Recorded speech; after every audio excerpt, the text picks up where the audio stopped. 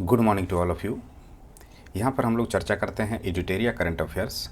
इसमें अगस्त 2024 से जुलाई 2025 तक का करंट अफेयर्स का कंपाइलेशन है। यहाँ पर हम लोग चर्चा करेंगे प्रैक्टिस सेट 6 का। इससे पूर्व में हम लोग 5 प्रैक्टिस सेट कवर कर चुके हैं। अगर आप उसे नहीं देखे हैं तो प्लेलिस्ट पर जा कर के अवश्य देख लें। तो शुरुआत करते हैं आज के पहले प्रश्न से। प्रश्न है कि स्पेशल 301 रिपोर्ट के बारे में निम्नलिखित कथनों पर विचार करें। कथन 1 में है कि स्पेशल 301 रिपोर्ट विश्व संपदा संगठन WIPO द्वारा प्रकाशित की जाती है।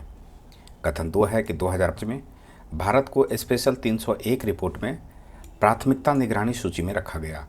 तो हमें बताना है उपर्युक्त कथनों में से कौन से कथन सही हैं। तो यहाँ पर सिर्फ ऑप्शन 2 को सही माना गया है, पहला ऑप्शन गलत है।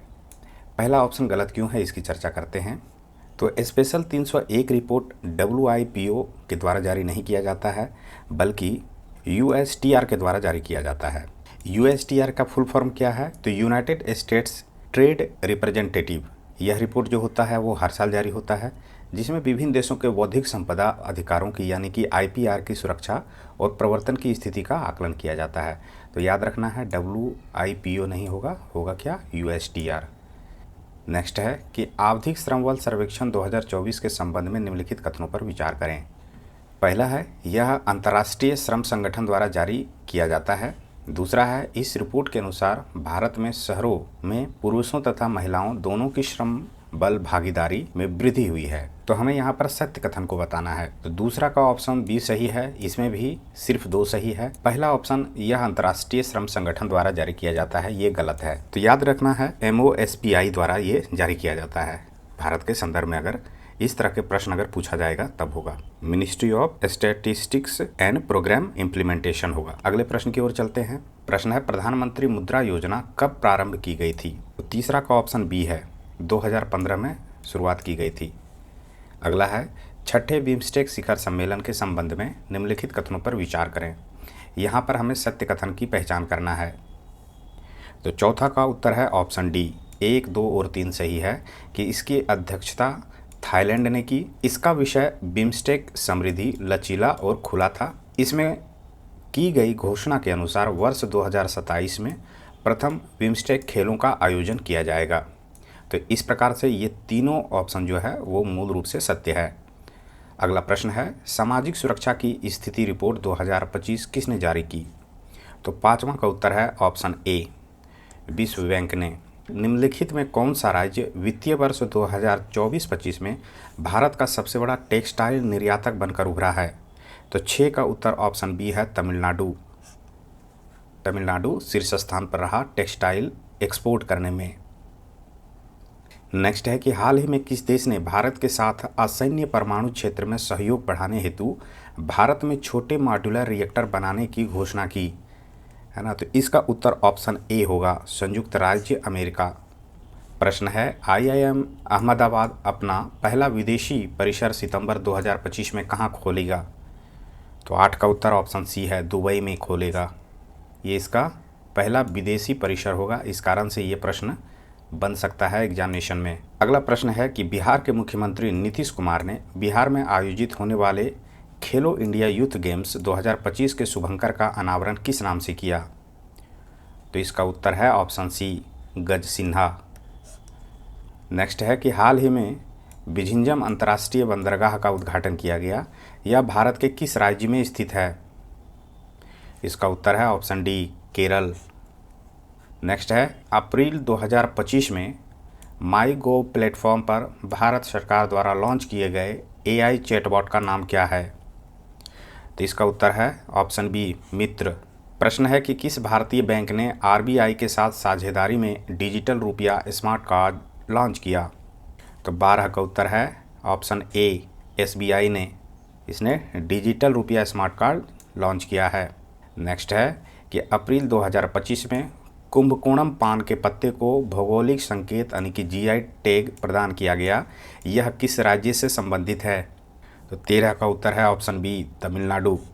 परीक्षा के दृष्टिकोण से ये भी एक महत्वपूर्ण प्रश्न बन सकता है, तो आपको याद रखना है। प्रश्न है भारत का पहला कृषि हैकाथॉन कहाँ आयोजित किया गया? तो ये प्रीवियस क्लास में भी हम लोग चर्चा कर चुके थे, पुणे में आयोजित किया गया था।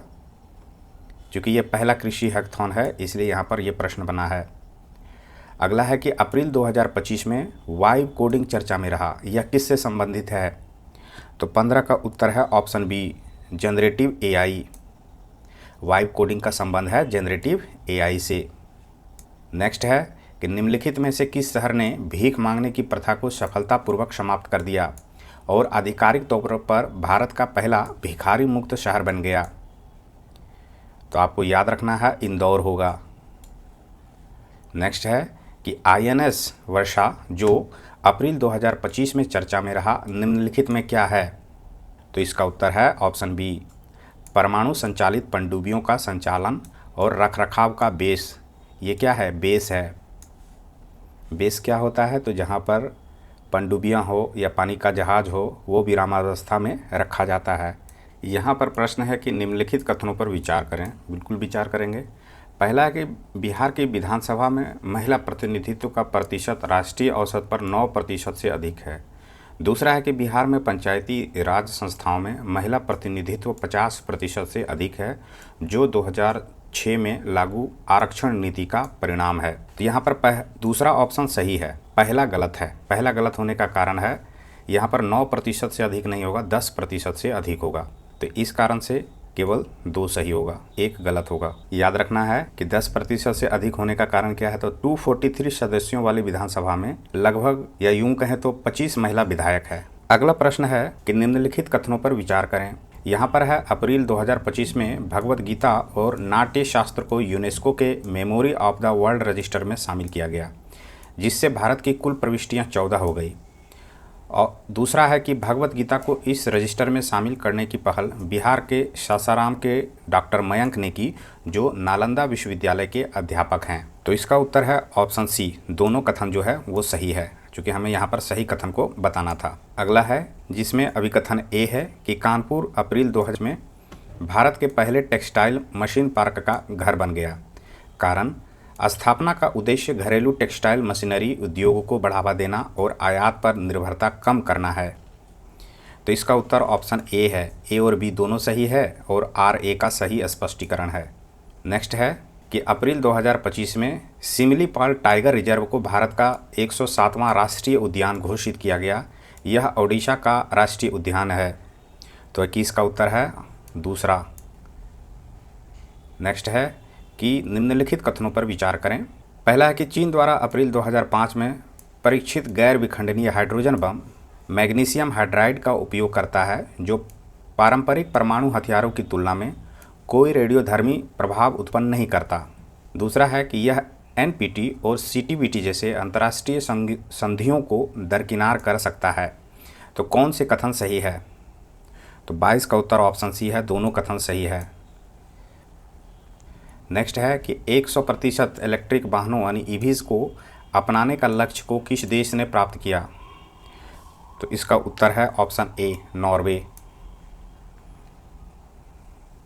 नेक्स्ट है कि अप्रैल 2025 में भूटान ने अपनी अर्थव्यवस्था को बढ़ावा देने और युवा मस्तिष्क पलायन को कम करने के लिए हरित क्रिप्टोकरेंसी को अपनाने की घोषणा की। इस पहल में किस नवीकरणीय ऊर्जा स्रोत का उपयोग करके क्रिप्टो करेंसी खनन किया जा रहा है? तो इसका उत्तर है ऑप्शन सी, जल विद्युत।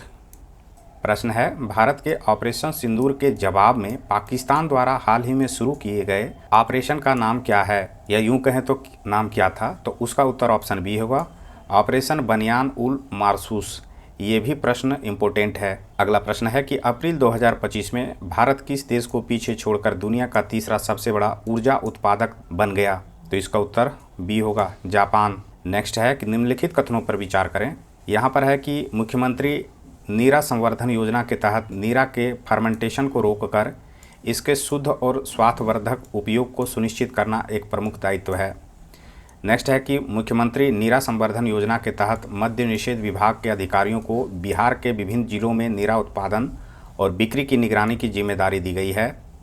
तीसरा है कि यह योजना अप्रैल से जुलाई 2025 तक ताड़ी सीजन के लिए लागू की गई है और जीविका समूहों के साथ मिलकर कार्यान्वित किए जा रही है। तो हमें बताना है इस प्रश्न का उत्तर कौन सा सही है। तो यहाँ पर देखिए ये डी सही है, जिसमें से सभी ऑप्शन सही है। अगला है कि निम्नलिखित कथन पर विचार करें। यहाँ पर अभिकथन ए है, भारत ने 2025 पृथ्वी दिवस को ग्रह बनाम प्लास्टिक थीम के साथ मनाया। कारण, भारत ने एकल उपयोग प्लास्टिक पर प्रतिबंध लगाने के लिए अपनी राष्ट्रीय नीति शुरू की। तो 28 का उत्तर ऑप्शन सी है। ए सही है लेकिन आर गलत है, ये इसका सही एक्सप्लेनेशन नहीं है। नेक्स्ट है कि भारत उज्बेकिस्तान संयुक्त सैन्य अभ्यास डस्टलिक 6 जो 16 से 28 अप्रैल 2025 तक आयोजित हुआ का आयोजन स्थान निम्नलिखित में कौन सा है? तो याद रखना है 29 का उत्तर ऑप्शन बी है, पुणे महाराष्ट्र होगा। उज्बेकिस्तान और भारत के साथ हुआ संयुक्त सैन्य अभ्यास का नाम भी आपको याद रखना है, डस्टलिक 6। अगला है कि भारत सरकार ने किसके सहयोग से डिजिटल थ्रेट रिपोर्ट 2024 लॉन्च की? उत्तर इसका ऑप्शन डी है, जिसमें मैती होगा, ये भी सही है। CSIRT फिन, ये भी सही है। सीसा, ये भी सही है। इन सभी का फुल फॉर्म आप एक पेज पर अवश्य लिख लें। याद रखना है पहला का फुल फॉर्म क्या होगा? तो ministry of electronics and information technology होगा। दूसरा जो है CSIRT फिन, तो इसका उत्तर होगा computer security incident response team finance. यहाँ पर सीसा का फुल फॉर्म होगा सिक्योर इंटरनल सिस्टम आर्किटेक्चर। अगला प्रश्न है कि अप्रैल 2025 में non alcoholic fatty liver disease screening अभियान कहाँ शुरू किया गया? तो 31 का उत्तर है ऑप्शन सी, रांची में। NFLD non fatty liver disease होता है जिसमें लीवर में सूजन हो जाता है, जिस कारण से अगर ट्रीटमेंट नहीं किया जाए तो आगे चल के लिवर सिरोसिस और बाद में लीवर कैंसर का रूप धारण कर सकता है। तो इसी के ऊपर में ये अभियान चलाया गया था। ये नॉन अल्कोहलिक का अर्थ है कि वैसे व्यक्ति जो शराब तो नहीं पीता हो लेकिन उसके खान पान इरेगुलर एक्टिविटी के कारण ऐसे लोगों को फैटी लिवर होता है। अगला प्रश्न है कि गृह मंत्री अमित शाह ने अंतर्राष्ट्रीय सहकारिता दिवस पर बिहार के विकास के लिए कितने करोड़ रुपए की योजनाओं का उद्घाटन किया? तो 32 का उत्तर ऑप्शन डी है, 800 करोड़ रुपये। प्रश्न है कि किस शैक्षणिक बोर्ड ने हाल ही में अपने समृद्ध स्कूलों को अत्यधिक चीनी के सेवन से जुड़े स्वास्थ्य जोखिमों के बारे में छात्रों को शिक्षित करने के लिए शुगर बोर्ड स्थापित करने का निर्देश दिया? तो इसका उत्तर है ऑप्शन डी। ऑप्शन डी में होगा CBSE ने ऐसे पहल की शुरुआत के लिए शुगर बोर्ड स्थापित करने का निर्देश दिया है। अगला है किस राज्य में तीसरा लेवेंडर महोत्सव 2025 का आयोजन किया गया? तो इसका उत्तर है जम्मू कश्मीर। नेक्स्ट है कि निम्नलिखित कथन पर विचार करें, जिसमें से कथन ए है कि DRDO ने अप्रैल 2025 में रुद्रम 2 मिसाइल का सफलतापूर्वक परीक्षण किया। कारण, यह भारतीय नौसेना के लिए विकसित भारत की पहली एंटी टैंक गाइडेड मिसाइल है। तो यहाँ पर हमें बताना है कौन से कथन सही हैं। तो यहाँ पर ए सही है लेकिन आर गलत है। तो याद रखना है कि रुद्रम 2 क्या है? तो एक भारतीय हाइपरसोनिक मिसाइल है जो हवा से सतह पर मार करने वाली मिसाइल है ना कि नौसेना के लिए ये विकसित किया गया है, ये वायुसेना के लिए है। इस कारण से कारण 2 जो है वो गलत है। अगर पूछ दे इसका रेंज क्या है तो 300 से 350 किलोमीटर तक का इसका रेंज है। अगले प्रश्न की ओर चलते हैं। तो निम्नलिखित में से किस कंपनी ने सिल्वगार्ड ड्रोन और AI आधारित तकनीकी पेश की जिसे जंगल की आग को जल्दी पता लगाने, स्थान निर्धारण और निगरानी बढ़ाने के लिए डिजाइन किया गया है? तो 36 का उत्तर ऑप्शन ए है ना, ड्राइड नेटवर्क ने इसका निर्माण किया है। नेक्स्ट है रेत कला में उत्कृष्ट योगदान हेतु सुदर्शन पटनायक को किस देश ने फ्रेड डारिंगटन सैंड मास्टर पुरस्कार प्रदान किया है? तो इसका उत्तर है इंग्लैंड। सुदर्शन पटनायक ये भारतीय हैं। ये बालू पर तरह तरह के कृतियों को उकेर कर अपनी कला का प्रदर्शन करते हैं। तो ऐसे पुरस्कार जो है इंग्लैंड के द्वारा इन्हें दिया गया। अगला है कि ग्लोबल टेक्नोलॉजी समिट 2025 दिल्ली में हुआ है। यहाँ पर उद्घाटन निम्नलिखित में से किसके द्वारा किया गया ये बताना है। तो 38 का उत्तर है बी, एस जयशंकर जी के द्वारा। नेक्स्ट है कि छठे बिम्स्टेक शिखर सम्मेलन में अगले 2 वर्ष हेतु बिम्स्टेक की अध्यक्षता किस देश ने संभाली है? 39 का उत्तर ऑप्शन बी है, बांग्लादेश। नेक्स्ट है प्रोजेक्ट कुइपर के बारे में निम्नलिखित कथनों पर विचार करें। हमें यहाँ पर सही कथन को बताना है। तो यहाँ पर सी ऑप्शन सही है, जिसमें से ऑप्शन 1 और 2 दोनों सत्य है। कथन है कि प्रोजेक्ट कुइपर अमेजन की सैटेलाइट ब्रॉडबैंड पहल है जिसका लक्ष्य वैश्विक स्तर पर इंटरनेट सेवाएं प्रदान करना है ना। तो किसका है ये? तो अमेजन की।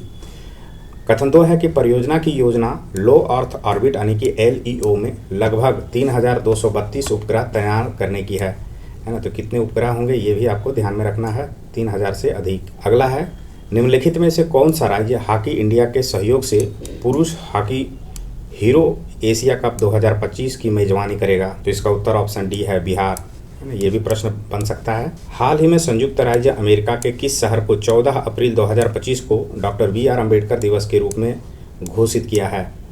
तो 42 का उत्तर डी है, न्यूयॉर्क ने इस तरह का पहल किया है।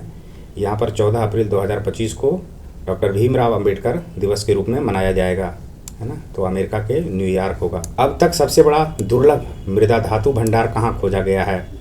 तो 43 का उत्तर है ऑप्शन ए, कजाकिस्तान। नेक्स्ट है कि किस खिलाड़ी ने पेरिस डायमंड लीग 2025 का खिताब जीता? तो इसका उत्तर है नीरज चोपड़ा। अगला है, विश्व के वनों का मानचित्रण करने के लिए किस राष्ट्रीय एजेंसी ने बायोमास मिशन लॉन्च किया है? 45 का उत्तर है ऑप्शन ए, इसरो ने। नेक्स्ट है कि द्वितीय एशियाई योगासन खेल चैंपियनशिप 2025 के बारे में निम्नलिखित कथनों पर विचार करें।